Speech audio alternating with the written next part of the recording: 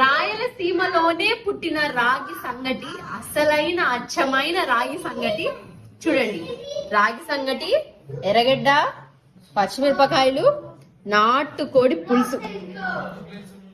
చిన్నప్పుడు అంతా మా మమ్మీ 3 నెలల నుంచే మాకు ఈ సంగటి ఇంత అయినా సరే అలా నీళ్ళలో అద్దె తినిపించేవాళ్ళు. మేమందరం ఇది తిని పెరిగి ఇంత హెల్దీగా ఉన్నాము.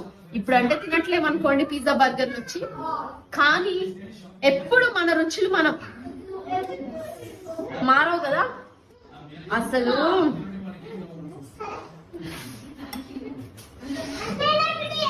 ఈ రాగి ముద్ద చూస్తే